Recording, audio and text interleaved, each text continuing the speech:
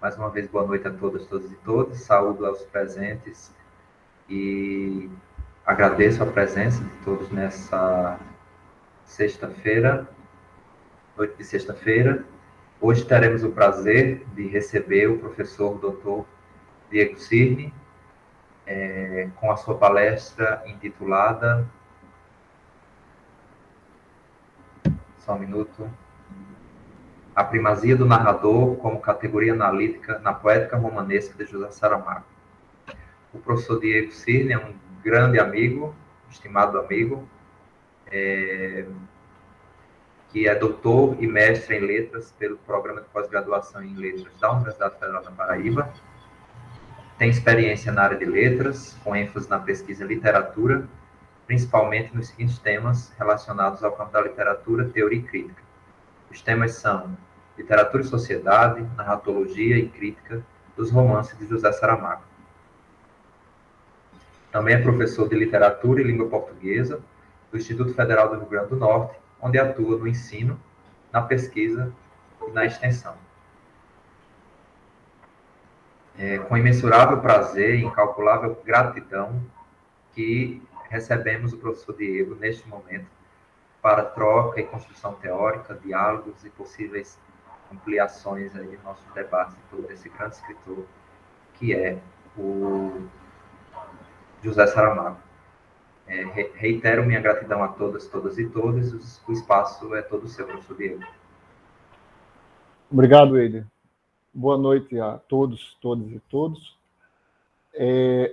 Agradeço o convite, a possibilidade de estar aqui participando desse evento, compartilhando um pouco aquilo que eu pesquisei desde 2010 e ainda vou pesquisando sobre Saramago, tanto no mestrado como no doutorado, e voltar ao UFPB, onde eu passei tantos anos juntando graduação, mestrado, doutorado, é sempre, mesmo que de forma virtual, é sempre um prazer. Ainda mais para falar de Saramago, né? Estando na sua companhia como um amigo tão querido, agradeço. Também queria agradecer a audiência de quem se dispôs numa noite de sexta-feira a ouvir o pouco que eu tenho a dizer. Sobretudo, gente que estudou comigo nas letras, Andréa, Clara, Carlson, Tayane, que fez um comentário gentil e saudoso, de quem eu também tenho saudade. Inclusive, gente que estudou no IF e hoje seguiu o caminho das letras, que bom. Então, eu queria, Eider, para não me delongar muito nos preâmbulos, eu queria compartilhar a tela aqui, não sei se já estou autorizado, preparei uns slides.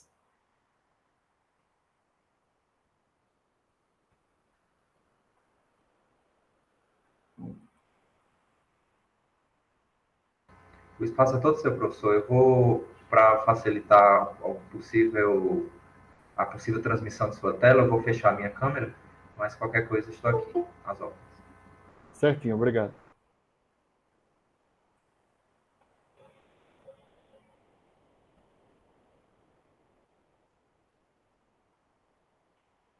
Eider, só me confirme aí se abriu, por favor. Consigo visualizar aqui um slide com um traço laranja. Tá Acredito certo. que a maioria também consiga ver. Então, comecemos. Obrigado. Nada. Bem, aqui para participar do Congresso Internacional de Estudos Saramaguianos, o primeiro, como Eider lembrou, eu trouxe uma fala que eu intitulei A Primazia do Narrador como Categoria Analítica na Poética Romanesca de José Saramago. Eu, desde que escolhi o que iria estudar lá no mestrado de Caim, eu tinha essa ideia que o narrador é a principal categoria dos romances de Saramago. Aqui eu não vou me deter sobre os contos, nem sobre as crônicas, poemas, nem sobre a dramaturgia dele, só sobre os romances. Daí a ideia de poética romanesca. E vou tentar compartilhar com vocês algumas ideias a partir desses anos de pesquisa sobre esse narrador. Primeiro, gostaria de jogar uma luz aqui no objetivo, dessa palestra. Primeiro, de maneira mais formal, discorrer sobre as facetas do típico narrador saramaguiano, recorrendo a conceitos da teoria narratológica, a fortuna crítica sobre o autor e a passagens dos seus romances consagrados, com o intuito de compartilhar uma compreensão da poética ficcional de José Saramago. Eu vou destacar, nos trechos que eu citar, para ser mais rápido, eu vou destacar alguns grifos, algumas cores diferentes. Então, vou começar aqui. O típico narrador saramaguiano é aquilo que geralmente se chama dos romances desde Levantado do Chão até a sua última obra, Caim. Há um estilo linear, e eu vou dar o nome de narrador saramaguiano a esse locutor tão recorrente em seus romances. Vou tratar de alguns conceitos da teoria literária voltada para a narratologia, que eu usei não só em dissertação e tese, mas em outros estudos sobre Saramago, e vou tentar respaldar algumas questões em nomes importantes da crítica sobre Saramago, tanto aqui no Brasil como em Portugal. Eu chamo de romances consagrados, alguns vão chamar de fase madura, estou pegando essa expressão, romances consagradores, é assim que Márcio Moisés chama, no livro dele sobre literatura portuguesa, e é aquilo que a gente tem de notoriedade, de repercussão mundial, de estilo que ficou nos romances de Saramago. E é essa a construção poética da ficção romanesca que nós vamos visitar. Mas, de maneira mais lúdica, queria compartilhar com vocês as minhas compreensões e, de certa maneira, inquietações sobre esse universo ficcional criado pelo romance de Saramago, que surgiu da sua cabeça aí, que ocupa uma parte importante, né, do nosso imaginário literário em língua portuguesa, né? Um escritor que contemporâneo, com notoriedade mundial. Não à toa o Ligeps aí está promovendo um congresso para a gente debatê-lo, e tantas falas importantes, interessantes, mostrando que ele é um grande objeto de estudo hoje. Então, a partir disso, eu gostaria de começar chamando a atenção para uma ideia, assim, tem alguém aqui da início de graduação, ou alguém mais deficitário como eu, que só fui aprender o que era categoria quando fui entrar lá no mestrado, né? Então, eu estou falando da primazia do narrador saramaguiano como categoria. Gostaria de compartilhar rapidamente com vocês. No verbete categoria, Nicola Abiganamo diz que categoria em geral, qualquer noção que sirva como regra para a investigação ou para a sua expressão linguística em qualquer campo. É um verbete longo, começando de Aristóteles, chegando à filosofia contemporânea, mostrando como o conceito de categoria foi se adaptando, se reinventando, e ele tira um conceito seu, né, como uma noção para a investigação, no caso, a nossa investigação acadêmica, as nossas pesquisas, ou para a expressão linguística, eu diria, um conceito em torno do qual a gente vai expor uma ideia. Então, quando a gente escolhe uma categoria para fazer uma pesquisa acadêmica, é sempre importante que essa investigação que vai ter como paradigma aquele conceito que a gente escolheu, que dê muito pano para manga, né? E, para mim, o narrador começou numa apresentação no congresso, foi com a dissertação e daí para uma tese. Então, acho que, nesse sentido, é importante falar dele numa palestra como essa. E, depois dessa passagem sobre a filosofia, sobre essa ideia de categoria, também queria jogar aqui uma ideia sobre uma polêmica saramaguiana a partir do que é o narrador. E isso também traz à baila questões muito interessantes para o debate. Na teoria literária, eu recorri aqui ao dicionário de narratologia de Carlos Reis e Ana Cristina Lopes. Inclusive, Carlos Reis é uma das maiores autoridades em Portugal sobre Saramago, mas aqui eu estou recorrendo ao dicionário de narratologia. e ele nos diz que a definição do conceito de narrador deve partir da distinção inequívoca relativamente ao conceito de autor. O narrador será entendido fundamentalmente como autor textual, entidade fictícia a quem, no cenário da ficção, cabe a tarefa de enunciar o discurso como protagonista da comunicação narrativa. Esses destaques foram feitos pelo próprio verbete do dicionário, indica um bom dicionário para quem quer estudar narratologia. Então, primeira ideia, narrador e autor são coisas diferentes. Eles dizem que é tão absurdo confundir o narrador com o autor como se você achar que Machado de Assis é Brás Cubas, por exemplo. Então, ele pega aquele conceito lá de Roland Barthes, que é uma pessoa do papel também, apenas. E que, no campo do discurso narrativo, que alguns outros teóricos vão chamar no campo da enunciação, é o autor, mas é um autor textual, é aquele que vai gerenciar toda a enunciação. Isso parece óbvio. No campo da teoria literária, autor é uma coisa, narrador é outra, mas não poderia falar do narrador e de Saramago sem passar por essa divergência dele aqui. Ó. Então, invoca um texto que Saramago publicou em 97 na revista Ler, que é uma revista literária portuguesa, e estava aqui a matéria chamada com destaque, e ele deu o nome de O Autor como Narrador.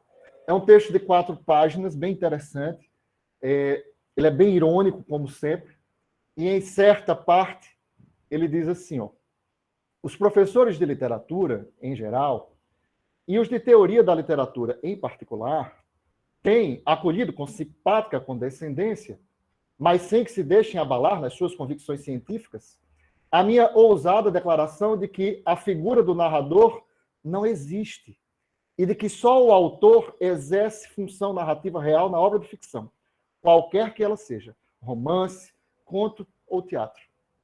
Destaco aqui, ó, a figura do narrador não existe e de que o autor é quem exerce a função narrativa na obra de ficção, seja ela qual for, e ele ainda polemiza aqui com a ideia do narrador do teatro, né?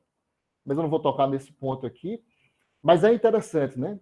Primeiro, ele diz que os professores que o ouvem são condescendentes, né? Mas não mudam suas convicções, dando uma alfinetada aí em nós, né? Que estamos na academia discutindo teoria literária e fazendo crítica literária, por exemplo. E, ao longo do artigo, ele vai dizer que é muita caridade das universidades acharem que são dignos de estudo os escritos de alguém que não tem letramento como ele, mas ele vai polemizar e vai defender que não existe narrador, existe o autor. Então, o narrador saramaguiano vem primeiro com essa marca, com essa intenção, que, embora não seja relevante como crítica literária, sempre, né, a intenção do autor, mas se torna interno. Esse intento de Saramago, e como diz Cândido lá em Literatura e Sociedade, o que é externo e se torna interno é estético e passível de análise. Então, a partir disso, queria só ilustrar como ele realizava, de fato, esse desígnio dele, de dar a sua marca autoral ao narrador, de ser ele mesmo. Queria compartilhar com vocês uma citação, porque isso aparece em vários romances. Destaquei aqui A Viagem do Elefante, um dos últimos romances de Saramago, que ele vai recontar a história de um elefante que foi dado de presente pelo rei de Portugal a um nobre austríaco, como foi essa viagem. E ele diz, no meio do livro, relatando como foi a viagem, eles já estão na Itália, Solimão é o nome do elefante que, de certa forma, protagoniza a história. Solimão, os couraceiros todos e a restante equipagem ficarão em Pádua, de cara para a Basílica de Santo Antônio, que de Lisboa rei vim de Quêmulo, e não de Pádua. Então, veja, o narrador saramaguiano é aquele que expõe sua voz em primeira pessoa, que não se limita a narrar, é aquele que se dirige constantemente ao seu público, interpela o leitor, numa marca muito forte de coloquialismo. E, nesse momento, ele é tão biografista e é tão pessoal que esse narrador se coloca como sendo lusitano, né? Então, diz ele que Santo Antônio foi roubado pela Itália, mas ele, como português, convida o leitor lusitano também a trazer de volta Santo Antônio para os domínios portugueses. Isso não é só em A Viagem do Elefante. Se a gente pega, por exemplo, em Caim, o narrador saramaguiano alude à grande polêmica que levou Saramago a ir embora de Portugal na década de 90, após a publicação de O Evangelho segundo Jesus Cristo. E são várias outras passagens em que há essa marca, Saramago tentando, como ele faz muitas vezes nos romances, afrontar, né, a teoria literária. E é esse narrador que a gente vai tratar hoje. Esse narrador que não só conta, mas que reflete, que é irônico, que volta, que ironiza o leitor, que se confunde como sujeito do próprio autor algumas vezes.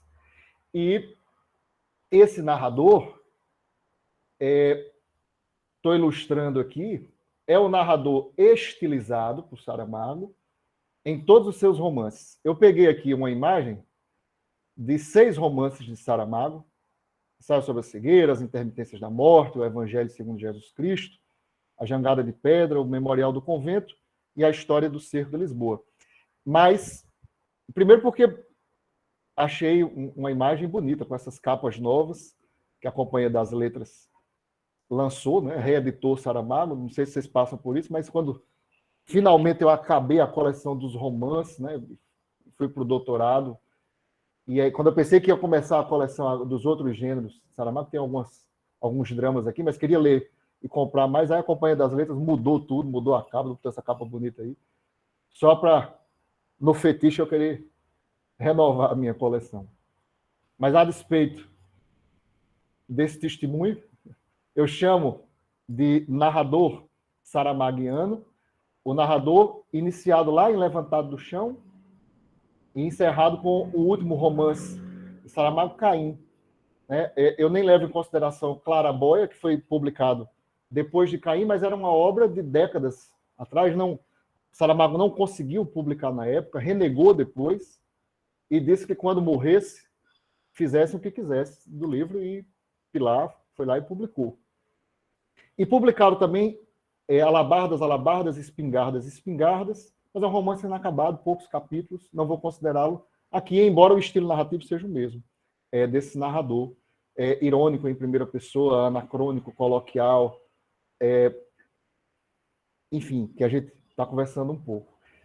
Ao todo são 14 romances com esse mesmo estilo de narrativa. Então, feito esse preâmbulo de qual é o objeto sobre o qual nos debruçamos, qual é a categoria que a gente está lidando, eu queria buscar respaldo aqui na visão da crítica literária, a partir, metonimicamente, de nomes expressivos do Brasil e de Portugal. Inclusive, tentando aqui trazer de volta ao nosso imaginário acadêmico, ao nosso imaginário mais militante, a bandeira de volta, né? Nos reapropriar dela. E achei essa imagem legal aqui, porque é a crítica tanto de Portugal como daqui que eu vou invocar aqui. Primeiro, começando com referências importantes dos estudos saramaguianos no Brasil. A professora Tereza Cristina Cerdeira da Silva foi talvez a primeira grande referência sobre Saramago no Brasil. Assisti a algumas palestras dela pela vida.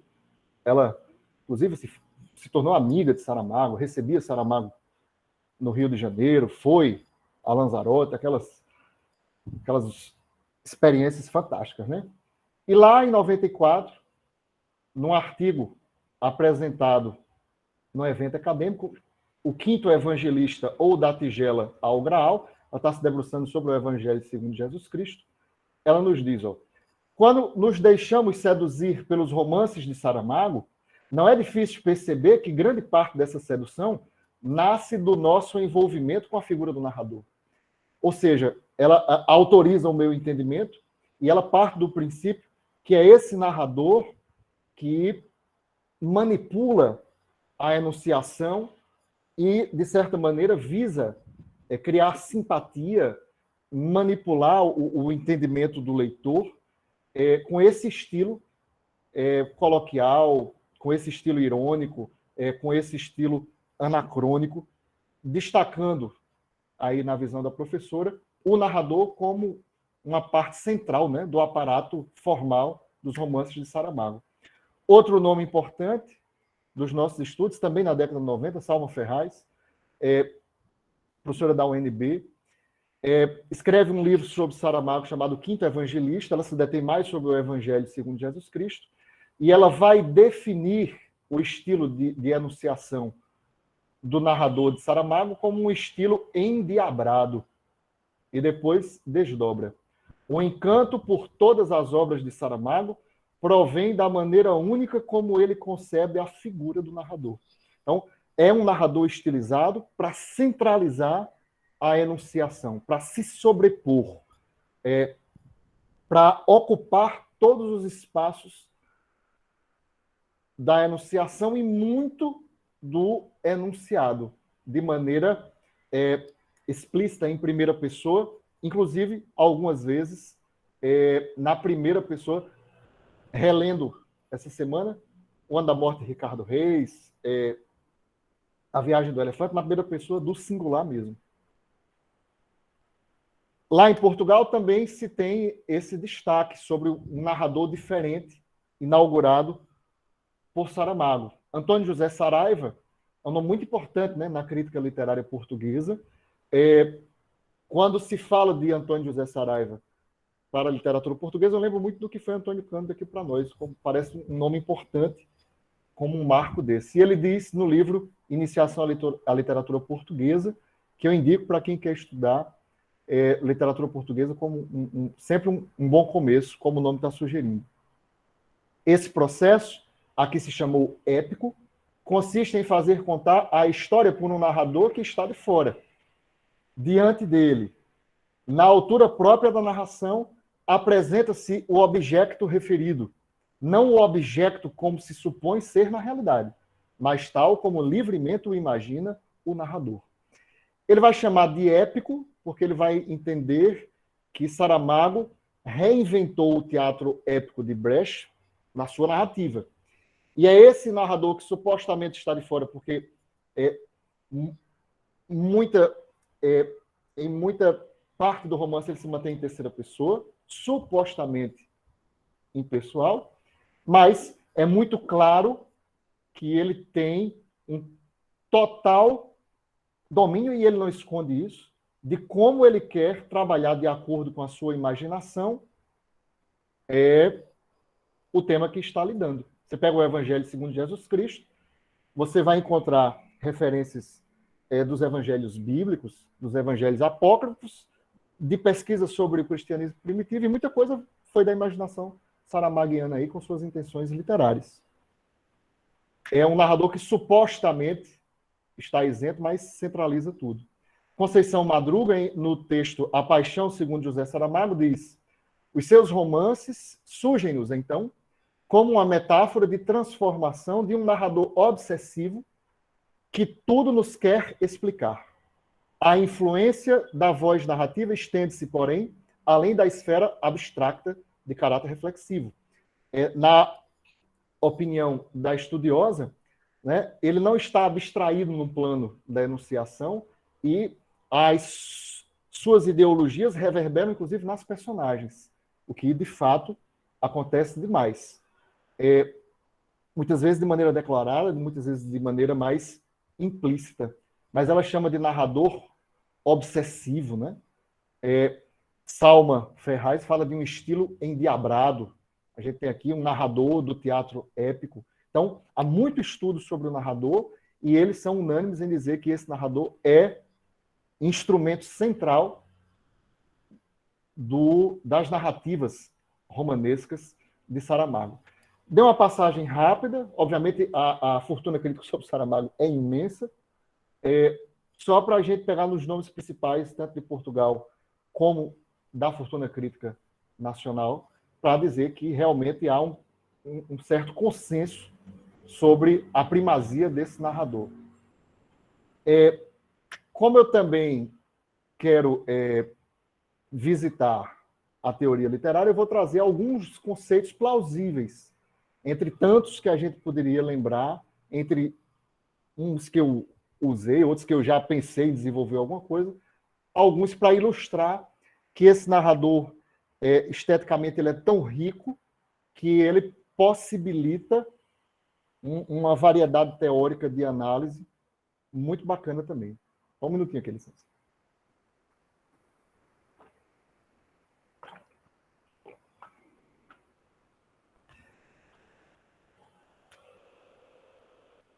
Então, eu estou ilustrando aqui, ó, dá uma passada de vista pela teoria narratológica, que também é muito extensa, e aqui eu gostaria de ilustrar algumas coisas que podem ser úteis para a gente entender mais, para a gente estudar talvez de maneira mais vertical. A gente está passando aqui de maneira horizontal, né, sobre vários conceitos, sobre vários romances, sobre vários suportes críticos, né, mas que são plausíveis de nós verticalizarmos aí essa análise do narrador saramaguiano, certo?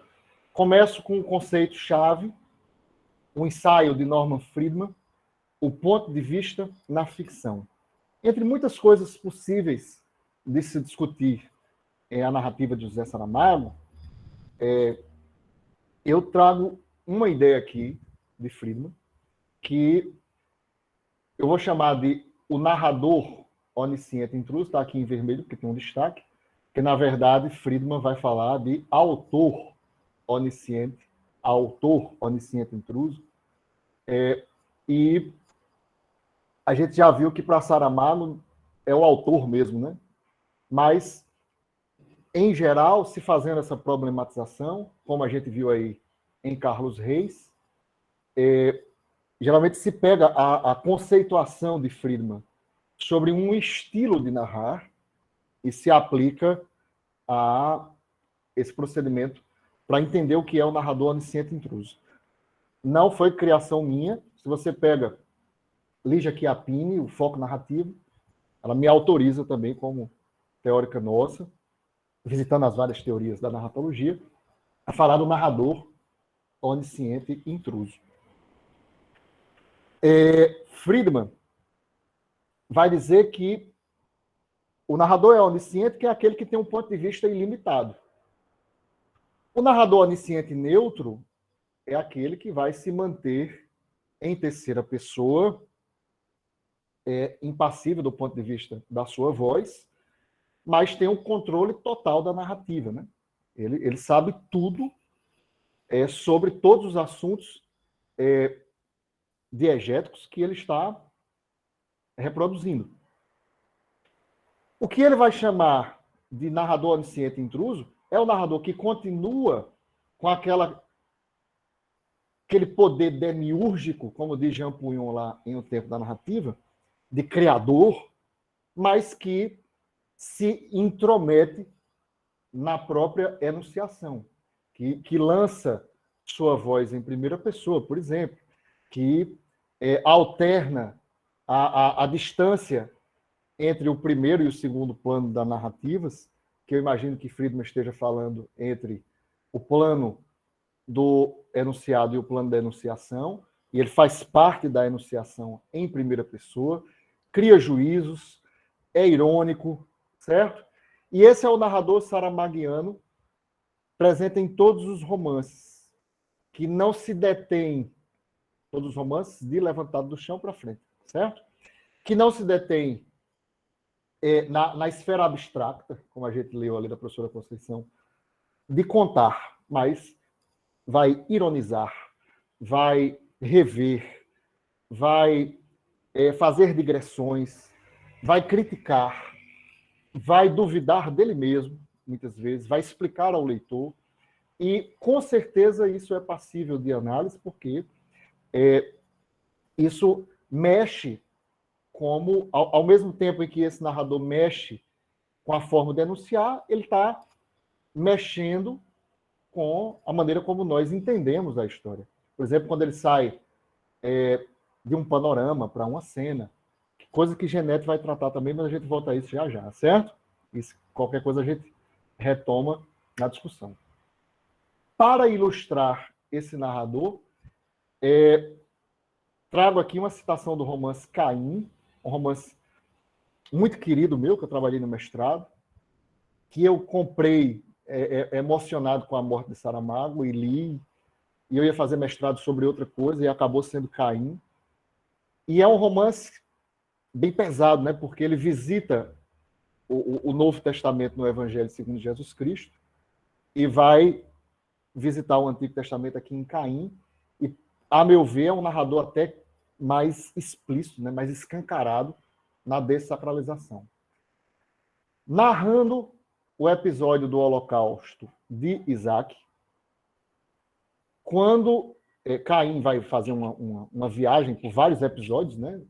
Veterotestamentários, e quando Caim vê que Abraão vai matar aquela criança, segura o braço de Abraão, não é o anjo chega atrasado, né, parodiando a Bíblia, e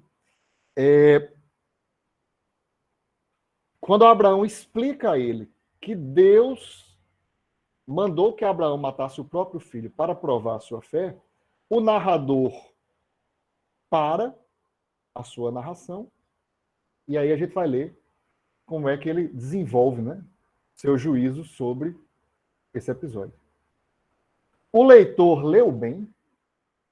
O Senhor ordenou a Abraão que lhe sacrificasse o próprio filho.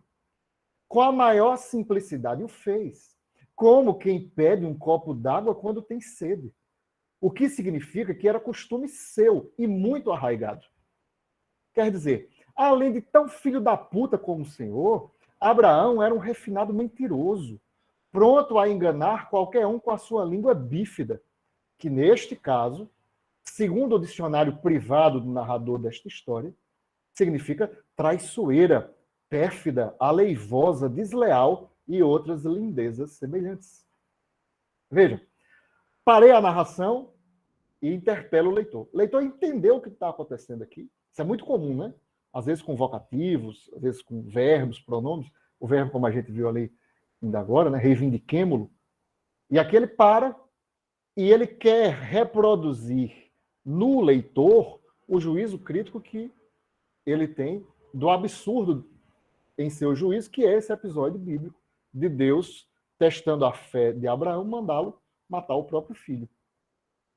Veja que esse narrador, sobretudo num texto bíblico, né, ele vai apelar para uma linguagem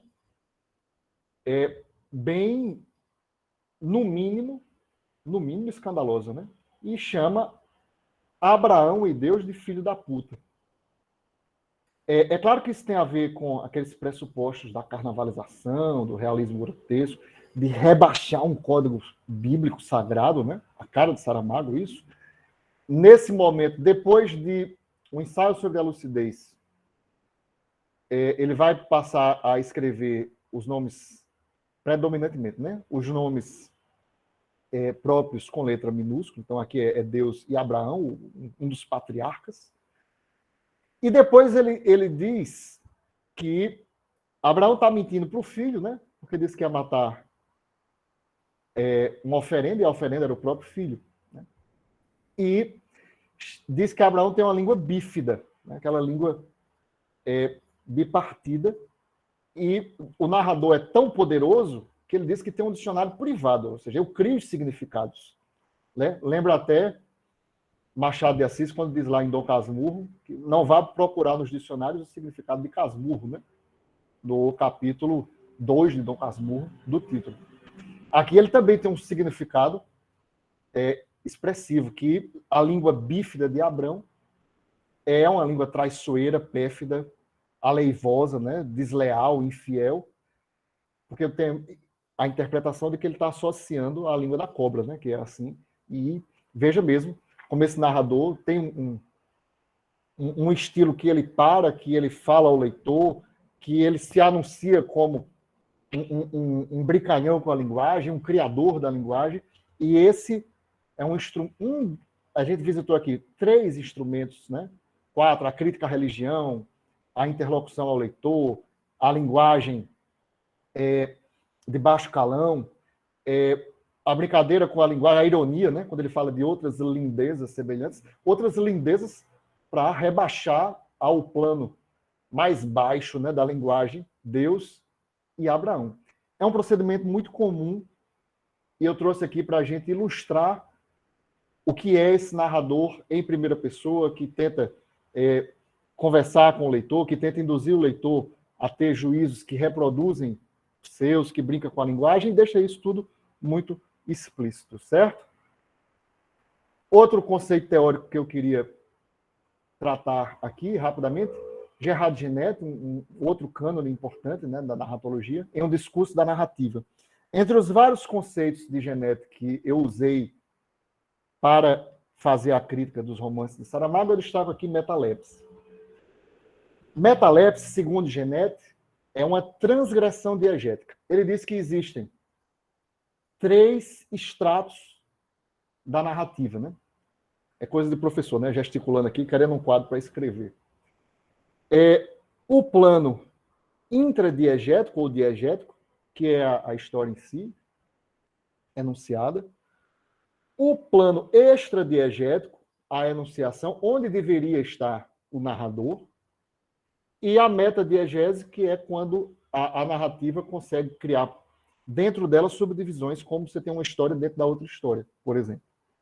E onde é que está a transgressão, Diego? É quando algum elemento de um plano desse vai para o outro. E em Saramago, os 3 se misturam muito. A gente já viu o narrador saindo do plano extradiegético da enunciação e passando para o intradiegético da história, né? Muitas vezes ele vai parar. Se você pega, por exemplo, um livro como Caim, que visita vários episódios do Antigo Testamento, de vários livros diferentes da Bíblia, você consegue discutir esse outro extrato metadiegético e isso se confunde muito. Mas para não ficar só em Caim, eu trago aqui uma outra maneira de ilustrar isso. Romance Memorial do Convento. Dom João V vai mandar construir, para pagar uma promessa, o convento em Mafra, né? Mas as personagens mais importantes na história não estão na nobreza, e Baltazar Sete Sóis é uma delas, né? Pessoa do povo. Blimunda, né? Talvez seja uma das personagens, talvez a personagem feminina que mais repercute na fortuna crítica sobre Saramago. E Baltazar, que é um popular, ele está desconfiado que o padre Bartolomeu Guzmão, que quer fazer uma passarola para voar, vai preparar a passarola e vai para a lua sem ele, né? Então o narrador para, depois de mergulhar na inquietação simplória de Baltazar, coloquial, e faz um lançamento de um juízo que deveria estar no plano só dele, né, do juízo do narrador extradiegético, mas que vai entrar na diegese. E diz ele: não faltava mais nada que conhecer Baltazar estes acontecimentos futuros e outros mais cabais, como já terem ido 2 homens à lua, que todos os vimos lá, e não encontrarem Hansfal, será porque não procuraram bem, por serem custosos de encontrar os caminhos. Ele pega a abstração inocente de Baltazar, que o padre vai chegar com a passarola à lua, e diz que Baltazar não sabe que, em tempos futuros, 2 homens já chegaram à lua e que todos vimos. Aí veja que como 2 tempos distantes, o tempo do enunciado e o do enunciador estão se misturando, né? O narrador, fincado lá no século XX, viu a chegada do homem à Lua. Baltazar, lá no século XVIII, tem como saber disso. Mas ele acha pouco e ainda bota uma citação aqui, intertextual, de Hans Pfaall, aludindo a um conto de Edgar Allan Poe, que esse Hans aí vivia em Roterdã e tinha muitas dívidas e criou um balão para ir à Lua, fugindo das suas dívidas, e cometeu muitas coisas erradas, muitos crimes para poder chegar à Lua. E depois volta à Terra com um suposto relato de suas aventuras e quer negociar, né, o perdão de suas dívidas, de seus crimes, por aquele relato. Então veja como uma narrativa que está contando uma história que se passa no século XVIII, faz uma alusão à literatura do século XIX e o narrador deixa muito explícito que é do século XX. Né? Então, existe uma extensão cronológica que mostra a vocês como aí você tem uma alusão a uma outra história que não tem nada a ver com a história do convento de Mafra e com uma temporalidade tripartite, digamos assim. Isso é muito comum nos romances de Saramago. Se você pega, por exemplo, na passagem da comitiva de A Viagem do Elefante pelos Alpes, o narrador para a narração e diz assim: olha, eu nunca fui nos Alpes, não sei como é que eles estão passando ali, então não tenho o que falar lá. Mas sei que na antiguidade já se passou por aí. E alude a guerras, vai falar de Aníbal, que passou por lá. E depois lembra que o neto de Mussolini, era o filho de Mussolini, agora posso estar confuso, acho que é o filho de Mussolini, era um cineasta que fez um filme sobre essa história ali. Então veja que é uma história muito louca, porque o elefante, o enredo do elefante é século XVI. Eu volto lá para a antiguidade, para aludir a um personagem histórico, volto para o século XX falando desse filme do filho de Mussolini, e o narrador ainda deixa bem claro, eu era um mocinho. Então, veja que esses tempos, essas várias histórias se confundem e há muita transgressão diegética, creio eu, que eu já usei, gostei, para estudar Caim, que seja um caminho importante, entre outros tantos possíveis, até de Geneto mesmo, para discutir os romances. No ensaio O Narrador, Walter Benjamin vai dizer como o romance burguês, o romance, ele vai desenvolver um pouco aquele conceito do romance como o gênero burguês, o gênero da imprensa, que Lukács vai falar disso também, Adorno vai falar disso também. E nesse ponto ele diz que existe o narrador tradicional, né? O narrador ancestral, o narrador mítico, o narrador das tradições populares, do coloquialismo, o narrador do aconselhamento, que esse é o narrador tradicional, e eu sempre parti do princípio que esse narrador saramaguiano, ele tenta romper com aquela frieza, segundo Benjamin, informativa do narrador romanesco, influenciado pela imprensa, e ele vai se aproximar desse narrador tradicional. E trago para nós aqui, uma passagem de As Intermitências da Morte, romance também muito legal. Foi o primeiro romance que eu li de Saramago, também marca minha vida saramaguiana, minha formação saramaguiana. E para quem não conhece, a morte entra de greve, né? Aquelas ironias.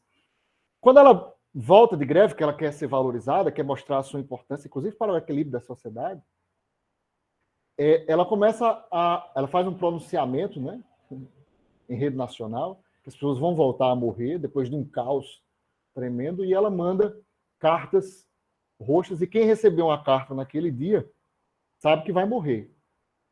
Só que ela manda para um músico e a carta volta, né? Ela manda para um músico e a carta volta. Inclusive, a foice amiga dela, né? A Gadanha, ironiza, né?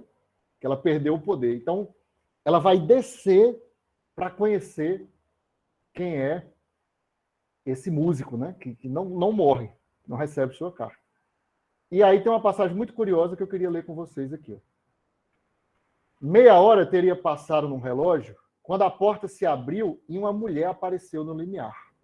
Vocês entenderam, né? A Gadanha tá, que é a foice, né? Tá estranhando porque a morte sumiu, né? E a morte sumiu e meia hora depois apareceu como mulher. A Gadanha tinha ouvido dizer que isto podia acontecer. Transformar-se a morte em um ser humano, de preferência mulher, por essa coisa dos gêneros. Mas pensava que se tratava de uma historieta, de um mito, de uma lenda como tantas e tantas outras. Por exemplo, a fênix renascida de suas próprias cinzas. E estás muito bonita, comentou a Gadanha. E era verdade. A morte estava muito bonita e era jovem. Teria 36 ou 37 anos, como haviam calculado os antropólogos. Falaste finalmente, exclamou a morte. Pareceu-me haver um bom motivo. Não é todos os dias que se vê a morte transformada num exemplar de espécie de quem é inimiga. E na sequência ela até ironiza. A morte está toda de preto, como Marcel Proust. A Gadanha ironiza a morte. E aí, vejam, tirando a comicidade do episódio, né? A morte vestida como uma mulher de uma espécie que é inimiga, né? Que é a morte da nossa inimiga, a questão dos antropólogos, Saramago sempre ironizando o conhecimento científico, acadêmico, né? Em prol da valorização do popular, muitas vezes, que param para estudar, fazer tratados sobre a morte. Porque é aqui que esse narrador busca sua fonte primordial. Por isso que eu acho que se aproxima do narrador ancestral e mítico de Benjamin. Ele cita uma tradição popular, porque a Gadanha ouviu falar, isso é uma tradição popular oral, de histórias, de mitos, de lendas, que a morte se transformava em ser humano, em mulheres, e vinha para o convívio humano. Então, é um narrador bem próximo dessa oralidade popular, não só nos palavrões, como no uso de provérbios, como na alusão a essa cultura popular. E também queria chamar a atenção para essas marcas do discurso direto, né, na paragrafação ímpar de Saramago. O discurso direto não tem marca de aspas ou travessão, é só a letra maiúscula, né? E uma fala e outra, geralmente separada por vírgula e maiúscula. E aí, cria-se aqueles diálogos enormes, né, aqueles parágrafos enormes. Você pega, por exemplo, o ensaio sobre a lucidez, tem um capítulo lá inteiro de várias páginas, que é um diálogo só, um parágrafo inteiro. E no livro A Última Entrevista de José Saramago, Saramago disse que essa forma de não parar para separar em linhas falas com travessões é para tentar aproximar a sua escrita da oralidade, do coloquialismo. Então, é um narrador voltado mesmo para essas tradições populares. Um detalhe aqui que eu não destaquei, mas queria chamar a atenção na releitura agora, eu lembrei, a Gadanha acha que a morte está bonita, né? E o narrador confirma, e era verdade. Veja, é um narrador onisciente que confirma o juízo de uma personagem. Muitas vezes é o contrário. O narrador acaba de fazer uma afirmação e a personagem vem corroborar, né? Reiterar o que esse narrador diz, porque essa é outra possibilidade de discutir teoricamente esse narrador, o plurilinguismo, discutido por Bakhtin lá, em questões de literatura estética.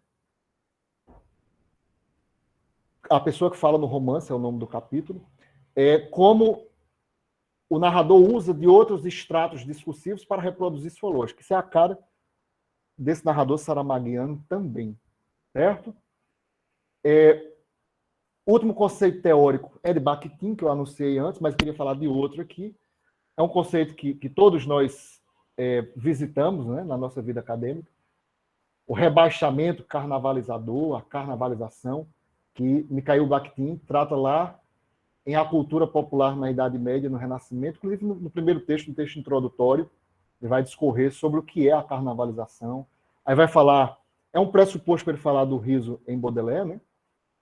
Em Rabelais, perdão, mas ele vai discutir o que é isso na tradição medieval, a carnavalização, o realismo grotesco, o rebaixamento em que o que é alto vai para baixo e o que é baixo vai para o alto, o sagrado e o profano mudando de lugar, e para discutir as narrativas saramaguianas, isso, sobretudo narrativas históricas, narrativas que tratam da Bíblia, isso sempre dá muito fruto. Trago aqui o Evangelho segundo Jesus Cristo. Uma das passagens mais polêmicas, logo no início do Evangelho segundo Jesus Cristo, é o ato sexual entre Maria e José, do qual Jesus vai nascer, né? Deus vai lá, um anjo aparece até oniricamente para Maria e coloca o fruto de Deus lá, mas ela vai ser fecundada por José, né? Na tradição saramaguiana aí, no Evangelho do Ateu, como diz Salma Ferraz. E nessa passagem, veja como esse narrador deseja dessacralizar Deus ao mesmo tempo que vai valorizar o ato sexual como um ato humano. Leiamos. Deus, que está em toda parte, estava ali. Mas, sendo aquilo que é, um puro espírito, não podia ver como a pele de um tocava a pele do outro. Como a carne dele, José, né, penetrou a carne dela, Maria. Criadas uma e outra para isso mesmo. E provavelmente já nem lá se encontraria quando a semente sagrada de José se derramou no sagrado interior de Maria. Sagrados ambos, por serem a fonte e a taça da vida. Em verdade, há coisas que o próprio Deus não entende, embora as tivesse criado. Tendo, pois, saído para o pátio, Deus não pôde ouvir o som agônico como um estertor, que saiu da boca do varão no instante da crise. E menos ainda, o levíssimo gemido que a mulher não foi capaz de reprimir. Vejamos, ele começa dizendo que Deus está em toda parte, mas depois ele diz que Deus saiu da sala, né? E saindo da sala, não pôde ouvir para o pátio, não pôde ouvir. Então, só aqui Deus deixou de ser onipresente, que ele vai ter uma presença física fora da casa e não vai saber o que está acontecendo dentro. E, por conseguinte, perdeu a onissapiência, né? A onisciência. Porque tem coisas que Deus cria, mas não entende, diz esse narrador aqui. Ele que juízo, né? Pesado, desde o momento em que ele vai afrontar o maior código canônico ocidental, né?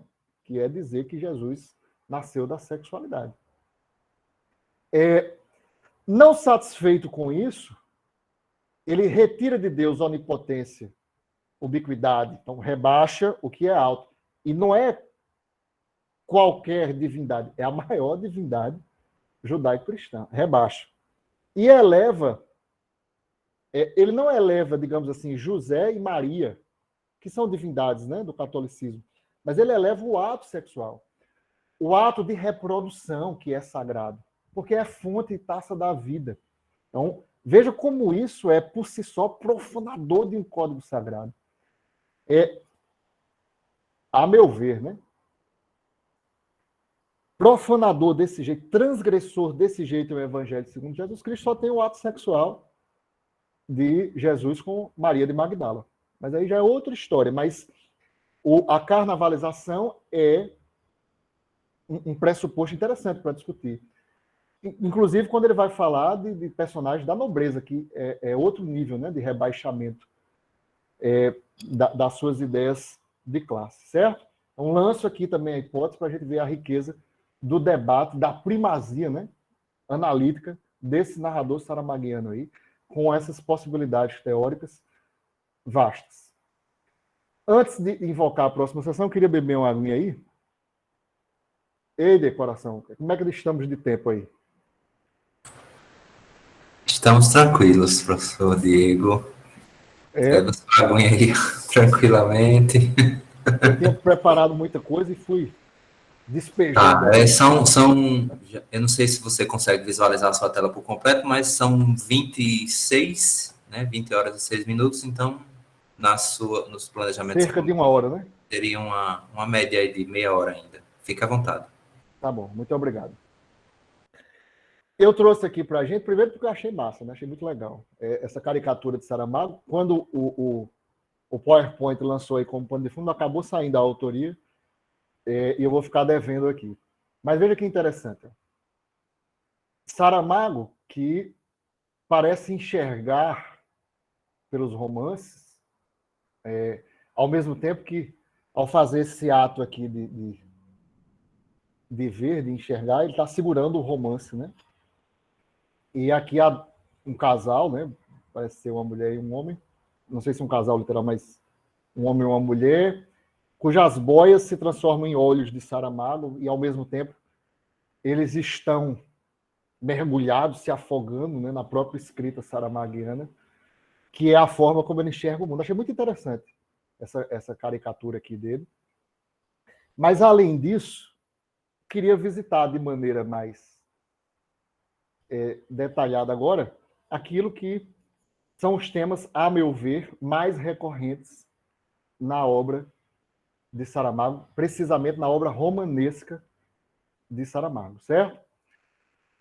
Primeiro, existe uma grande predisposição ao não, né? E aqui eu queria ilustrar com a voz do próprio Saramago, de como ele vê o não. José Rodrigues dos Santos fez uma entrevista com Saramago pouco tempo antes dele morrer, e quando ele morreu lá em 10, ele publicou um livreto curto, curtinho, ó, pequenininho, a última entrevista de José Saramago. E, em determinado momento, ele faz uma pergunta capciosa, sabendo que Saramago é de esquerda, né, sobre se o comunismo é tão, digamos assim, utópico como as religiões, tem um discurso falso. E Saramago, a meu ver, parece se irritar. E depois ele encerra essa fala em que ele nega a equiparação entre religião e comunismo, dizendo: pois eu considero que a palavra não é a mais importante. E, por exemplo, no campo social, uma revolução é um não.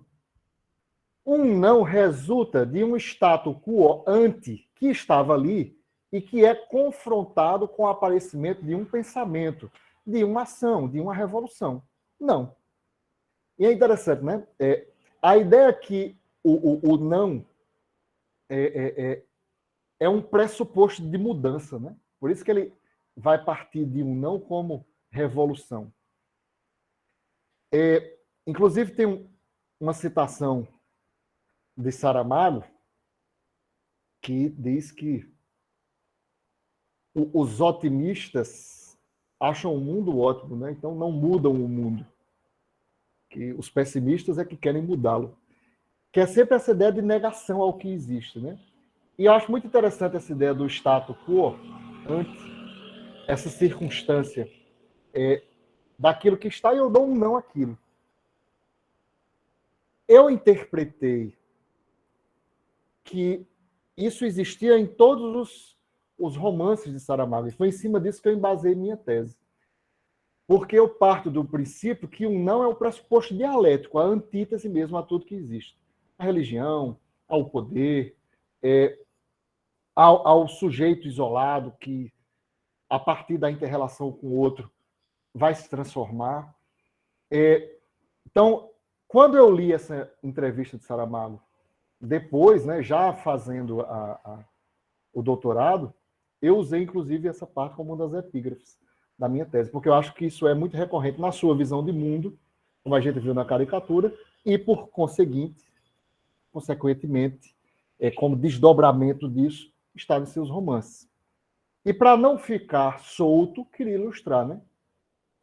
Vou essa citação aqui que está longa, botou outra, ele parece que empancou ali, mas foi.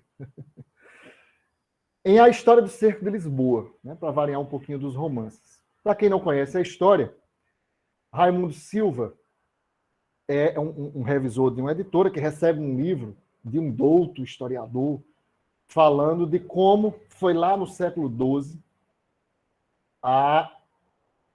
expulsão dos mouros de Lisboa, né?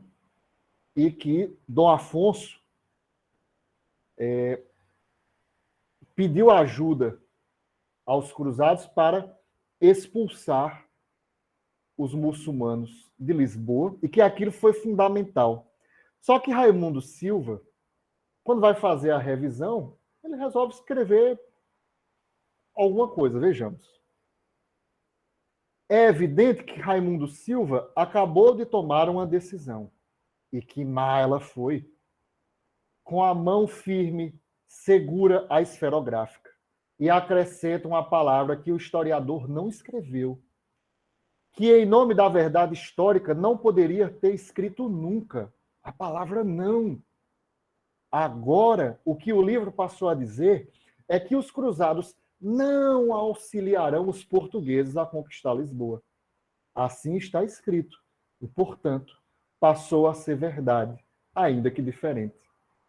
E no desdobramento da passagem, ele vai dizer que estava na hora de alguém contar essa história nova. E, obviamente, ele está citando, né, aqueles conceitos dos análises, os desdobramentos disso entre a história nova, a nova história, como ele vai ironizar no romance, que é ver a história de maneira diferente. E aqui ele ironiza, né, a própria historiografia. Se está escrito, é verdade. Mas veja o que é que Raimundo vai fazer. Vai botar um não. Um não para reconstruir. Um termo que eu uso muito no meu estudo é ressignificar. Nós temos a história oficial, que é a versão oficial desse historiador, dizendo que o apoio que os cruzados deram a Dom Afonso foi fundamental para a expulsão dos mouros e a retomada de Lisboa. Mas Raimundo, na contemporaneidade, vai lançar um não a essa visão, que é uma visão antitética, que vai dizer assim, ó, não houve isso. A retomada de Lisboa foi de outra maneira. No desdobramento do romance, haverá um escândalo na editora, porque o livro vai ser publicado com esse não. Há uma repercussão muito forte. A editora vai mandar uma supervisora para ver o trabalho de Raimundo, eles vão se envolver, e essa supervisora vai dizer assim, escreva você uma história agora com esse não. Então, existem dois tempos, né, aquela história da dualidade cronológica. Nesse caso aqui, são 3 tempos. O tempo, século XII, do cerco de Lisboa. O tempo, no século XX, de Raimundo, o editor. E um subtempo do século XX, que é o tempo da enunciação, que vai entrar no enunciado, que é o tempo... Então, existe uma trilogia cronológica aí. Mas, voltando a essas questões dialéticas, vejam, a historiografia diz que houve o apoio dos cruzados para Dom Afonso. A versão de Raimundo é uma antítese, vai dizer que não houve. E qual é a síntese disso? Do ponto de vista hegeliano mesmo, na formação do pensamento lógico, né? É uma ressignificação, um novo olhar que o leitor vai ter ao visitar a história do cerco de Lisboa contada por Saramago, ironizada por esse narrador, criado por ele, né, artisticamente, e vai dizer, foi assim, mas ele está fazendo uma narrativa cômica contrária, e isso, a meu ver, a síntese é lançar novos significados, né, como um Jesus que afronta Deus, por exemplo, no Evangelho segundo Jesus Cristo. Isso não é um não a uma tradição religiosa, certo? Outra coisa que eu queria chamar a atenção é o viés sociológico de Saramago, e esse viés sociológicos são embasados aqui no marxismo, né? E aí eu uso como uma pincelada de pano de fundo Marx e Engels. Saramago era declaradamente um marxista, chegou a se filiar ao Partido Comunista Português, não esconde isso em seus romances através do narrador saramaguiano, que também é um narrador esquerdista e reproduz essa visão sociológica. Você pega, por exemplo, em Manual de Pintura e Caligrafia, o protagonista e narrador da história vai ler Marx. Lá é um romance diferente. É antes de Levantado do Chão, é o romance imediatamente anterior a Levantado do Chão, mas ainda é narrado de outra forma. Mas o marxismo é um suporte teórico muito forte para você debater as temáticas saramaguianas. E em A Caverna, eu trago uma citação aqui para ilustrar isso. Como esse narrador tem uma visão sociológica marxista. A Caverna é um centro comercial. Alguns chamam uma espécie de shopping center, mas não é só um shopping center, porque as pessoas moram lá e vai se alargando pela cidade e vai destruindo pequenos agricultores, artesãos, tomando conta de tudo. É uma alegoria do que é o capitalismo moderno mesmo, né, contemporâneo. Cipriano Algor, desculpa aí, gente, passou uma moto aí, não sei se atrapalhou aí a audição. São os percalços, né, da nossa vida pandêmica. É um artesão que trabalha com barro e, de repente, o centro não quer mais comprar sua louça de barro, porque a moda agora é louça industrial de plástico que imita o barro. Olha que questão interessante, né? E o Saramago cria esse narrador que vai tomar partido por Cipriano. Então vejamos aqui, ó. As sentidas razões de queixa de Cipriano Algor contra a impiedosa política comercial do centro, extensamente apresentadas neste relato de um ponto de vista de confessada simpatia de classe, ainda que arriscando um espevitar inoportuno da adormecida fogueira das conflituosas relações históricas entre o capital e o trabalho. Vejam, ele está discutindo aqui que são dois modelos de produção diferentes. Cipriano é um artesão com um modelo ancestral, manufaturado. O centro está dentro da política comercial capitalista e é impiedoso mesmo. Ele não quer saber se Cipriano vai morrer de fome. Mas o narrador se intromete e expõe que tem um ponto de vista confessado de consciência de classe por Cipriano. Ou seja, um narrador trabalhador que gosta de Cipriano, que é um trabalhador que está sendo oprimido numa luta de classe. E ele deixa bem claro que está reacendendo os conflitos de classe, a luta de classe, a partir das relações históricas entre capital e trabalho, porque, de fato, ao meu ver, o romance tem dois vieses marxistas importantes, A Caverna. Cipriano contra o centro, porque o centro não quer comprar mais e ele vai ter que morar sem ter mais com que sobreviver com a filha e o genro, que é um segurança do centro. Ele vai morar no centro, mas ele não se alheia, ele resiste. E é a antítese, né, o não entre o modelo de produção do capitalismo e o modelo manufaturado aí de Cipriano, com ainda, por exemplo, além de estar trabalhando com a argila, com o forno a lenha e tal, como seu avô criou.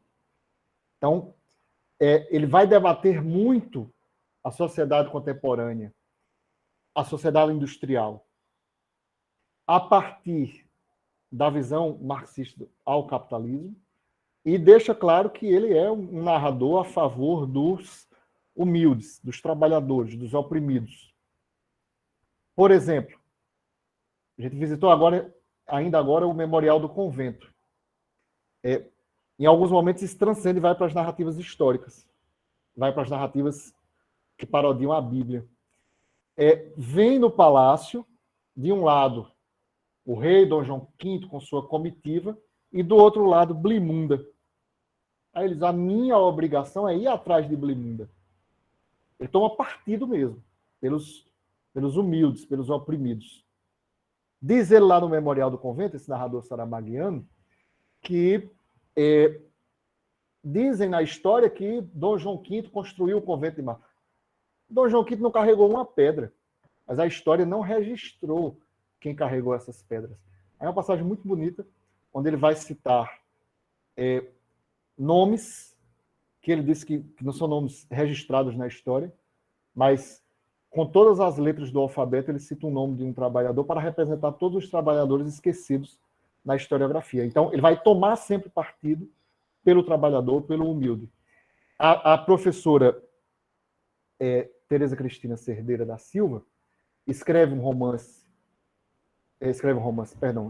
livro, ela até reeditou recentemente, José Saramago, entre a ficção e a história, e ela vai dizer lá, Saramago não escreveu a história de Portugal, como Alexandre Herculano, ele escreveu a história dos portugueses, anônimos. E quando ele vai para a discussão sociológica, o cenário é contemporâneo e predomina o debate sobre o capitalismo, é a valorização das personagens que trabalham e são oprimidas, certo? Também seria muito legal discutir Saramago a partir disso. Já pincelei aqui que ele tem uma intenção literária. Ele escreve, ele dá uma palestra aqui no Brasil, quando ele vem receber um título honoris causa, na Universidade do Sul, em Santa Catarina, e a palestra dele é transformada num artigo. A história como ficção, a ficção como história, ou é o contrário. Foi até Carlson que me indicou. Que ele vai debater um conceito interessante de historiografia, a partir da narratividade, se aproximando da literatura. Ele tem uma inquietação com a história. Não à toa ele tem muitos romances históricos, né? E na Viagem do Elefante, o narrador diz em primeira pessoa, explicitando seu juízo sobre a historiografia. Vejamos. A história não é apenas seletiva, é também discriminatória. Só escolhe da vida o que lhe interessa como material socialmente tido por histórico e despreza todo o resto. Precisamente onde talvez poderia ser encontrada a verdadeira explicação dos fatos, das coisas, da puta realidade. Em verdade vos direi, em verdade vos digo, que vale mais ser romancista, ficcionista, mentiroso. Ele vai fazer uma contraposição entre o romance, e muitas vezes ele diz que, como romancista, ele pode mentir. Mas a história deve ser científica, não pode mentir, não pode servir à mitificação dos poderosos, não pode omitir. Por isso que ele diz assim, ó, eu gosto mais de ser romancista, ficcionista, de mentir mesmo. Porque tem horas que o narrador diz, rapaz, eu não sei o que foi que aconteceu nesse momento, então, ou eu não vou falar, como a história lá dos Alpes, ou eu vou imaginar aqui como foi e vou lançar isso aí. Então, quando ele diz, ó, a história não é apenas seletiva, é discriminatória, é no sentido do que a professora Cerdeira da Silva diz. Ele quer contar a história do povo, né? O desdobramento aí dessa visão marxista. Thompson, por exemplo, vai desenvolver isso muito bem, né? História dos oprimidos. E são esses personagens anônimos, populares. O narrador em A Viagem do Elefante diz, o importante aqui não é o rei. O rei nem viajou. O rei Dom João III que mandou o elefante para Maximiliano, né, o arquiduque austríaco. Não, o importante aqui são o elefante e o cuidador do elefante. Eu vou inverter essa pirâmide social. Então, é um narrador, e aí olha o calão aqui, né, o baixo calão, para criar juízo de valor, para rebaixar a historiografia, para criticá-la, porque na visão dele ela só serve às classes dominantes. E aí vem aquela visão dialética, né?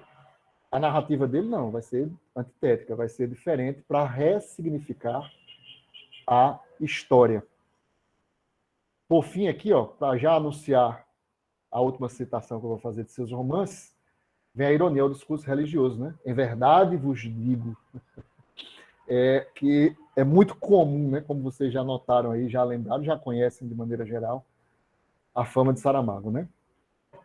E é aí que eu já faço a ponte entre um slide e o outro, a perspectiva dessacralizadora aos moldes do rebaixamento, da carnavalização bakhtiniana. Aqui, ó, uma passagem de Caim. É uma passagem em que o romance está narrando o cerco de Jericó, né? lá do livro 10 de Josué. E Josué pede a Deus para parar o sol, né? E Deus vai explicar a ele que não é possível. Primeiro porque não é o sol que se move, mas é a terra que se move em torno do sol. Segundo, que separar a terra por inércia vai ser uma catástrofe. Saramago cria um Deus com conhecimento científico, né, para afrontar aí essas crenças, inclusive assim, que são muito revisitadas pelo negacionismo contemporâneo, né? Que não se foi à Lua, que a Terra é plana, mas enfim. Deus tem um conhecimento científico, ó, e vai explicar a Josué que isso não é possível. Ele não é onipotente a ponto de fazer isso. Ele vai só limpar umas nuvenzinhas e que Josué trate de vencer aquela guerra durante o dia ainda. Mas que, na narrativa que vai ficar, Josué mandou e ele parou o sol mesmo para Josué vencer ainda naquele dia. Mas veja esse momento aqui do juízo, do intrometimento desse narrador saramaguiano, dizendo: o Senhor fez parar o sol para que Josué pudesse vencer, ainda com a luz do dia, a batalha contra os 5 reis amorreus.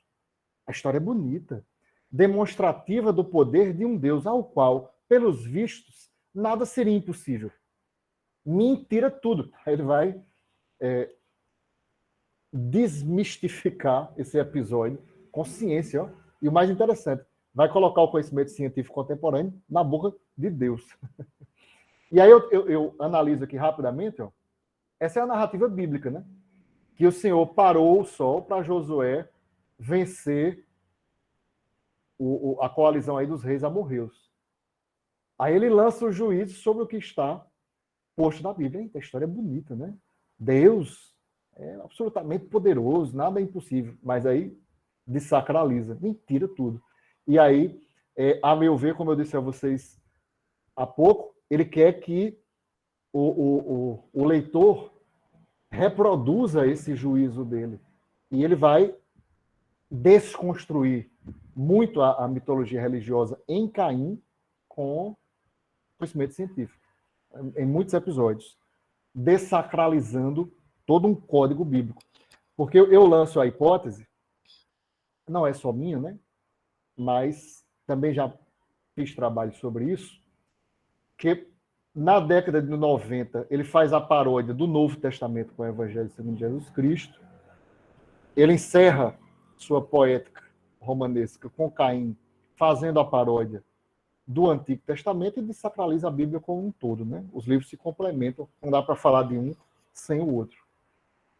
Lá no primeiro, ele usa como herói dos seus afetos Jesus, mas aqui ele é mais afrontoso na intrusão, nos juízos que cria, sobretudo porque ele pega o primeiro assassino, né, do imaginário judaico-cristão, Caim, que afronta Deus, que Deus foi injusto com ele e que ele ainda vai vencer Deus lá no final da narrativa.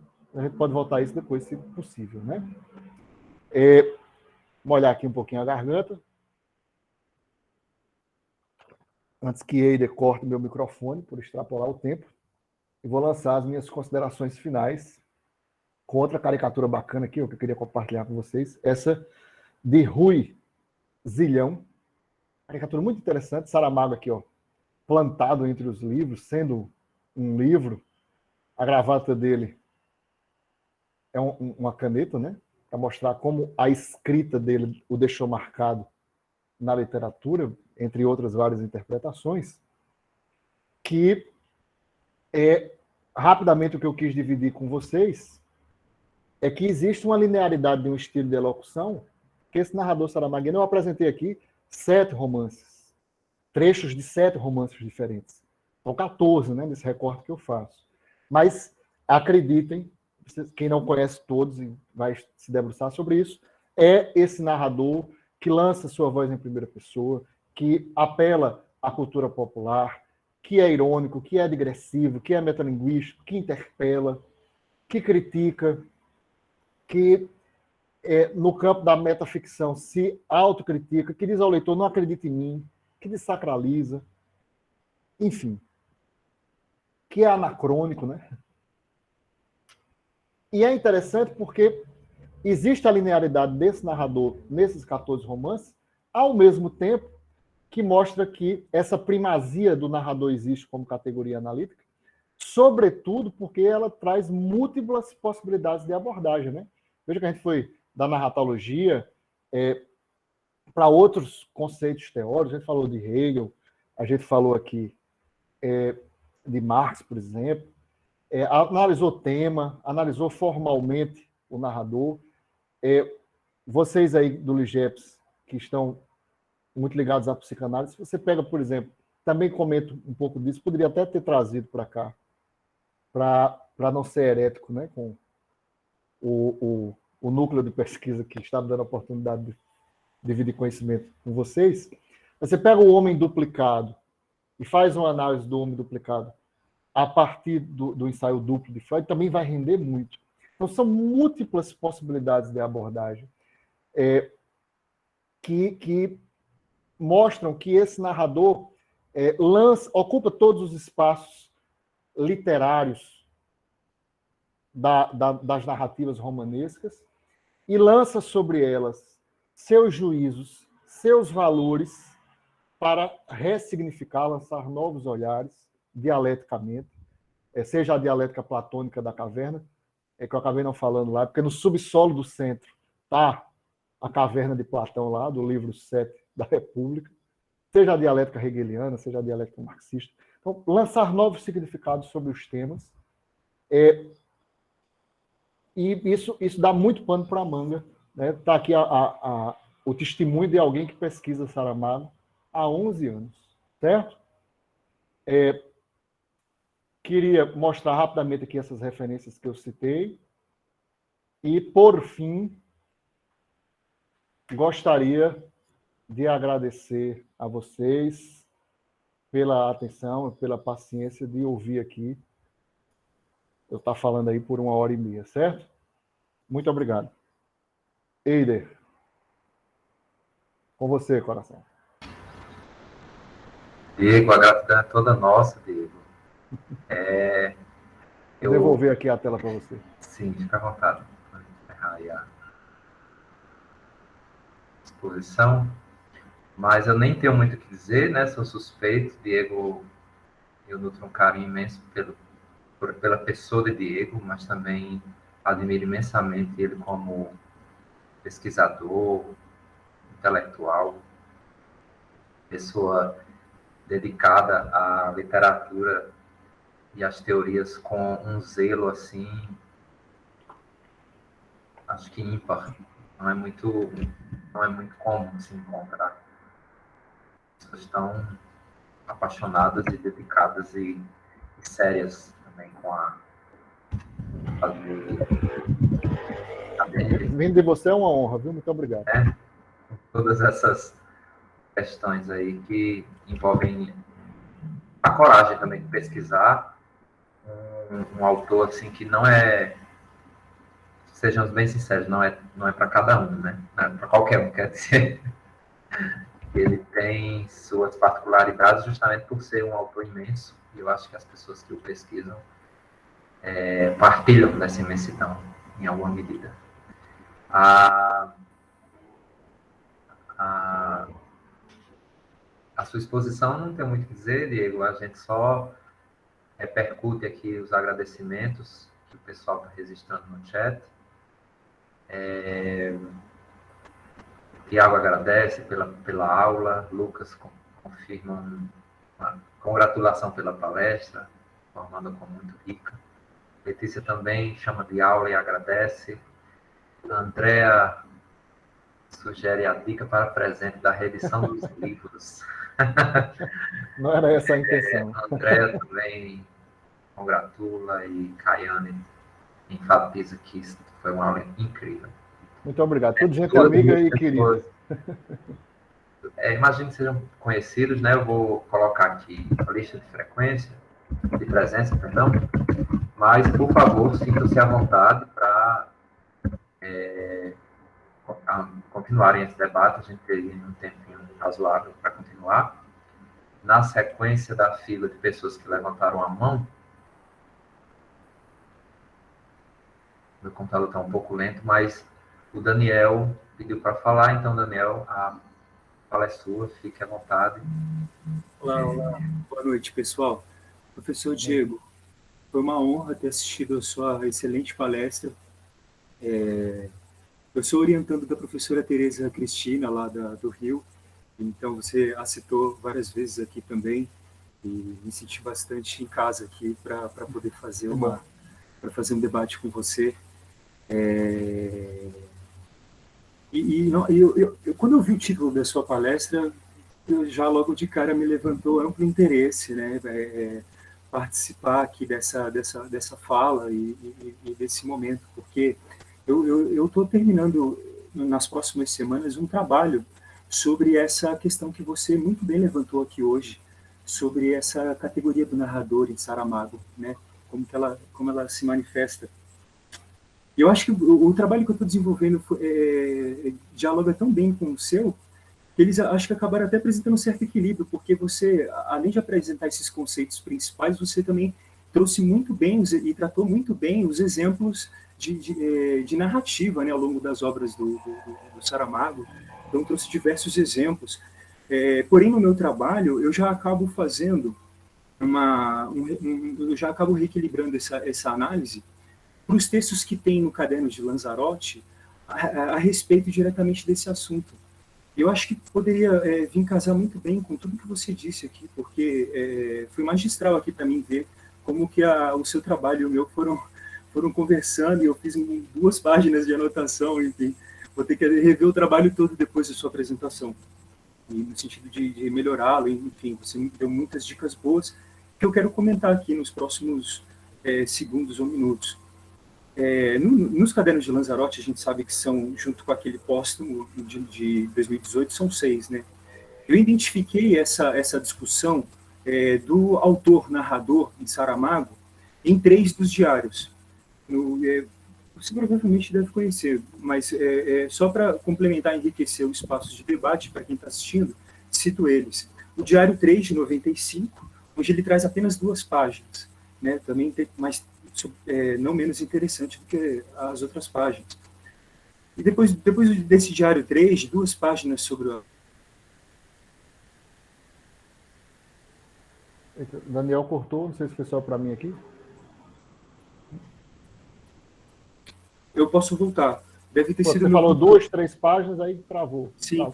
Eu ia falando que nesse diário 3, de 95, no meu mapeamento, foi o momento em que primeiro Saramago inicia essa questão, em 2 breves páginas, desse terceiro diário. Depois, no ano seguinte, em 96, no diário 4, ele já transcreve para a gente, nesse diário, uma conferência que ele apresenta no curso de verão da Universidade Complutense, em Madrid.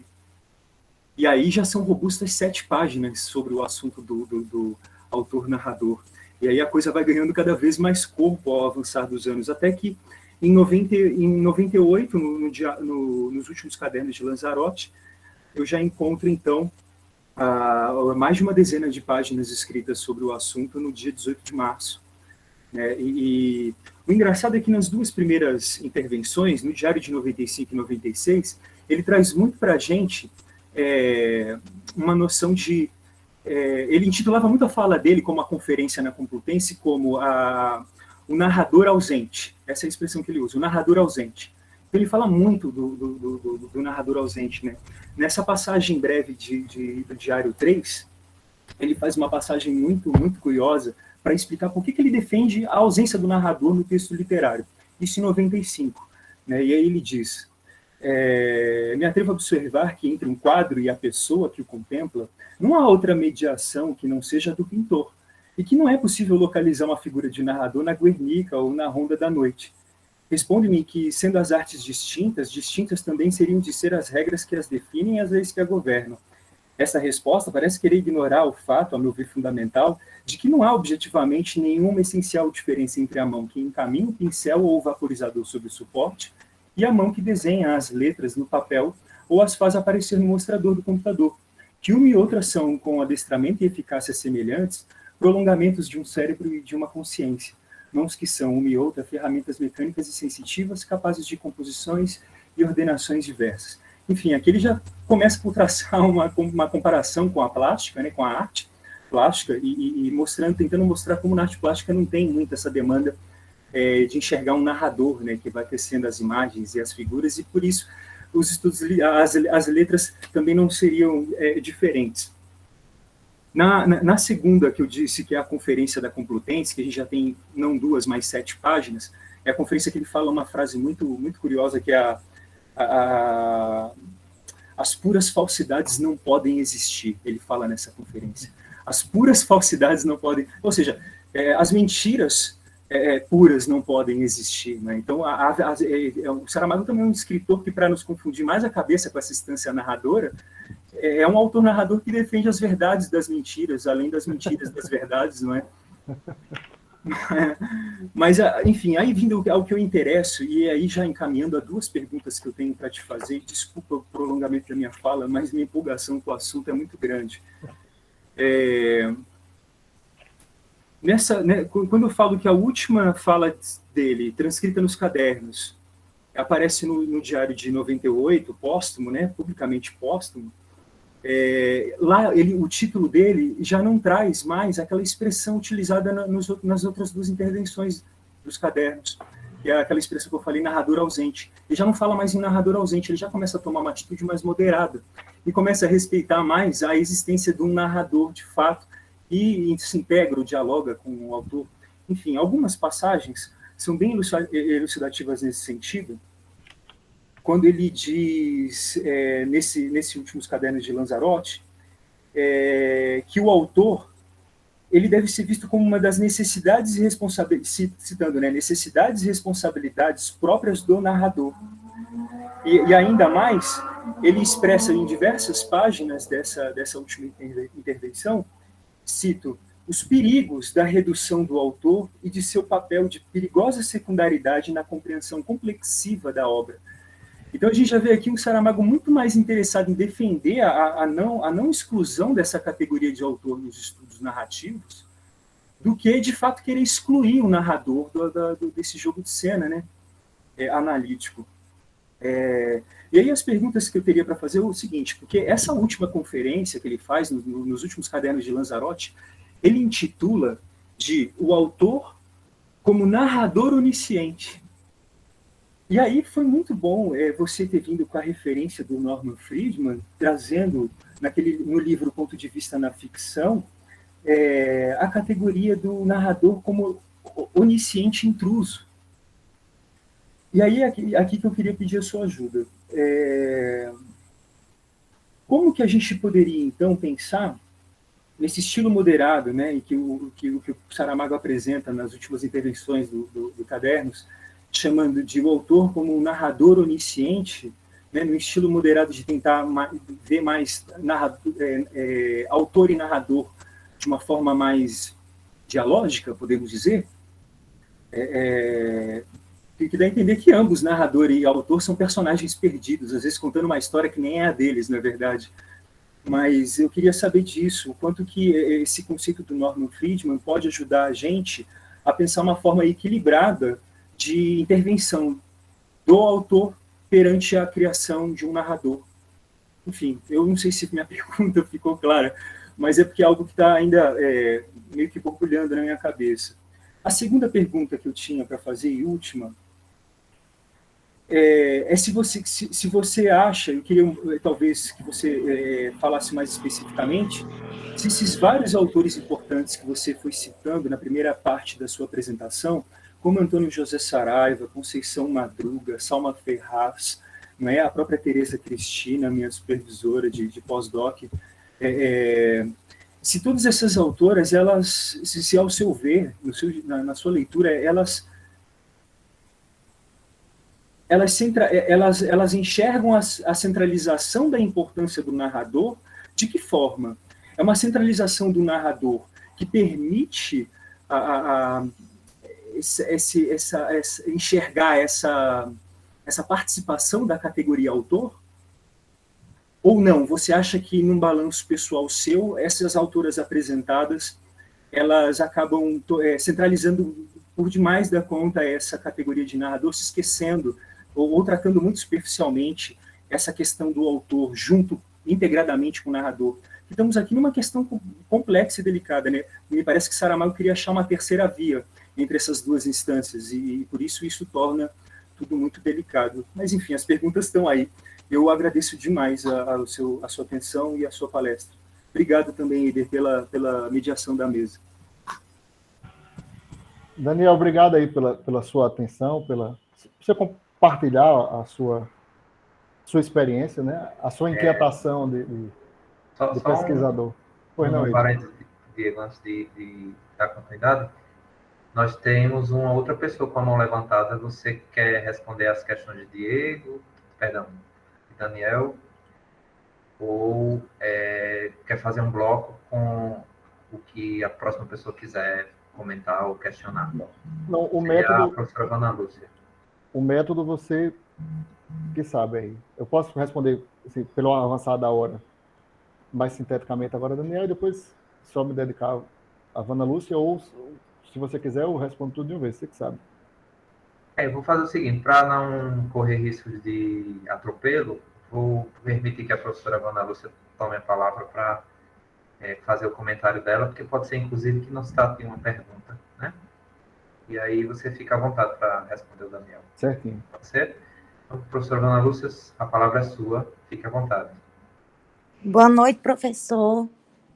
Na verdade, é só para fazer um comentário mesmo, não é pergunta, e fazer agradecimentos, né? Agradecer por essa brilhante palestra, dizer que essas categorias que foram colocadas, né, que a Norma Friedman aí postula, são bem interessantes, e dizer assim, que eu já comentei aqui com alguns colegas que a sua palestra será utilizada em muitas aulas minhas ainda. Eu trabalho com teoria literária e você sabe, né? A gente que trabalha a categoria do narrador, então a gente, assim, trabalha muito com isso, né? E assim, você foi tão ilustrativo, tão assim didático, né? E aí eu trabalho com curso de letras EAD. E, assim, a gente pode utilizar, né, divulgar, compartilhar com os nossos alunos. Então, dizer, assim, que eu fiquei muito feliz pela forma como conduziste e, assim, eu disse que ia ser um comentário, mas eu vou deixar aqui também ainda uma pergunta, né, com relação a essa escrita saramaguiana, com relação à inquietude dele política, né? Essa dose marxista que foi colocada aí, tá bom? Então, basicamente isso, e mais uma vez agradecer, meus agradecimentos.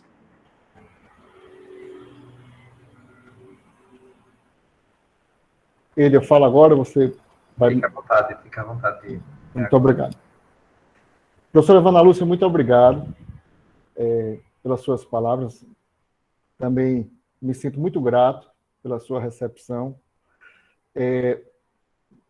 Vou ter um final de sexta-feira à noite ainda melhor depois dessas palavras boas. Uma colega de docência, uma colega de pesquisa, uma especialista na área. Então, fico muito grato. E você tocou numa questão crucial também, né? Que é a questão da inquietude política de Saramago, dessa verve esquerdista. E eu tenho a impressão, vou começar por Ana Lúcia, depois eu volto lá para as questões de Daniel, que entre as faces do intrometimento do narrador saramaguiano, essa é uma das predominantes, né? Porque ela invade todos os assuntos. Não há um romance com uma temática mais psicológica, como O Homem Duplicado, todos os nomes, questão sociológica está posta lá, né?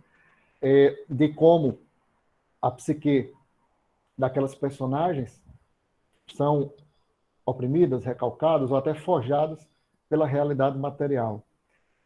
Os romances históricos que vão discutir ideologia, alienação, poder, a viagem do elefante, mas o romance que tem um conteúdo histórico forte que pega muito nisso, por exemplo, O Ano da Morte de Ricardo Reis, e aqueles que são, a meu ver, predominantemente sociológicos na temática, né? Se a gente tem a Caverna, que está falando predominantemente de relações de produção, de uma maneira inusitada, né? Misturando Platão com Marx, o que torna ainda a análise mais densa.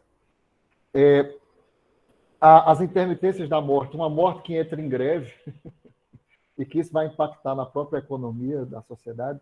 Então, isso é muito forte dele. Até mesmo se a gente pegar, eu fiz isso na minha dissertação.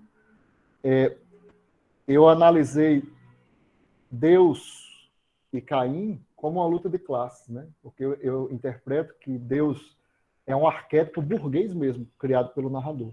É o dono de tudo, é cheio de riqueza. E Caim, ele é trabalhador, ele é ligado à terra e ele não aceita aquela imposição, ele tenta se desalienar. Então, eu acho que essa é uma questão crucial e, com sua perspicácia, você veio e trouxe para a gente, que realmente é talvez o viés mais forte da intrusão temática dele. Concordo com você, Vana Lúcia. Obrigado aí pela ilustração. Estou autorizando a minha leitura na sua fala, na verdade. E, em relação a Daniel, que tocou em questões mais plurais, prometo ser sintético, viu, Eider? E depois, a gente pode fazer algum contato pessoal aqui, tá? Eu coloco um e-mail aqui no chat e a gente vai conversando. Primeiro, assim, queria que você dissesse à professora Tereza que há um fã dela aqui em João Pessoa, na Paraíba. Então, assim, no mestrado, eu não consegui comprar o livro que eu citei dela, né? Mas no doutorado tinha um sobrando na estante virtual, comprei por uma fortuna, depois, vendo uma fala dela, ela reeditou. E a conheci pessoalmente no primeiro colóquio Saramaguiano em Natal. Vi a fala dela de novo agora, essa semana. E, para você ter ideia, né, foi ela que me levantou a ideia, porque numa fala dela, ela disse, para Saramago, autor e narrador, não existe essa distinção teórica, que o autor é o narrador, e aí você traz uma ilustração interessante, né? No terceiro caderno ele já está mudando, né? Nas suas memórias de perspectiva. Então, manda esse abraço para ela, minha gratidão, a minha reverência. E ela é uma simpatia, né? E ela humilha a gente não só com conhecimento, pessoal, mas dizendo assim, não, eu fui à casa de Saramago lá em Lanzarote, ele veio aqui na minha casa no Rio de Janeiro, é um conhecimento teórico, crítico e empírico, né? O Saramago cita ela no caderno de Lanzarote, eu dei um pulo quando eu vi o nome dela no diário. E coisas que você colocou no primeiro caderno estão nesse artigo que eu citei, né? O autor como narrador. Essa questão do narrador ausente, essa questão da pintura, da pintura, você vai encontrar assim PDF, parte assim, eu fiz umas transcrições, posso enviar para você com a referência também, porque ele publicou, não são só memórias, né, digamos assim, não é só conferência, ele escreveu também depois e publicou, ou publicou o que escreveu antes. Então, havia em certo momento essa convicção dele, né? E eu lanço aqui você já está cheio de inquietação, né, que é próprio da pesquisa. Eu vou lançar outra, que é o seguinte, apesar dele ter mudado de convicção a partir do terceiro caderno, note que o estilo dos romances não muda. Essa marca da voz em primeira pessoa, do intrometimento, se mantém. Acho que, de repente, é um viés que você pode seguir, porque até alabardas, espingardas, que ele deixou só os primeiros capítulos manuscritos, quer dizer, nem manuscritos, né, no computador, mas deixou ali aquela primeira versão, ele mantém. Então, mudou a convicção, mas não mudou o estilo. Veja se você consegue desdobrar isso aí. Digamos que seria uma mudança apenas no arcabouço, na forma dele manejar o arcabouço teórico. Perfeito, perfeito. Você já tem o verbo aí para desenvolver. E em relação à crítica, é claro que muitos atrelam a figura do narrador à figura dele. Inclusive, o livro você conhece, com certeza, da professora Tereza Cristina, né? O projeto do narrador afrontar uma historiografia é um projeto de Saramago que quer escrever uma nova história, e a história de portugueses. Então, você vai encontrar esse eco na crítica para você desenvolver, sim. É um projeto autoral, reproduzido pelo narrador que ele estiliza. Quando Salma Ferraz, lá no Quinto Evangelista, diz que é a teologia do ateu, coloca Saramago como o quinto evangelista, ou seja, o ateu é o narrador que declaradamente é narrador, mas isso reproduz um projeto do próprio Saramago, com certeza, de afrontar a identidade lusitana, o imaginário religioso. Então, eu acho que você consegue pegar suporte na crítica, como eu aprendi nas minhas pesquisas, né? Não como ponto final, mas como ponto de partida, para a partir daí você fazer as pontes necessárias. Você está estudando livros de memórias, né? Então, isso não sei como você classifica os cadernos, mas isso é muito importante de fazer essa ponte, né? Sim, no próprio início dos cadernos de Lanzarote, ele fala que o diário é o melhor meio de se fazer ficção, né? Porém, a gente sabe também, porque assim, muita gente fala, não, eu já vi o Saramago falar numa entrevista que história é tudo mentira, ou então que toda história é ficção. Mas a gente esquece de replicar a pergunta e se questionar o que é ficção para o Saramago, né? O que é invenção para o Saramago, o que é mentira para o Saramago, né? E a coisa não é tão convencional, dicotomicamente convencional para ele, né? Essas questões. Então, obrigado pelas respostas, você me ajudou bastante, tá? Boa noite. Valeu, obrigado pela atenção e pela boa conversa. Sim. Eider, mais uma vez, reitero o agradecimento e o afeto, como também agradeço a todos vocês aí que tiveram a paciência de me ouvir, e passo a palavra de volta para você. Não tenho palavras, agradeço também a participação do professor Ana Lúcia e do professor Daniel. Diego é essa figura incrível.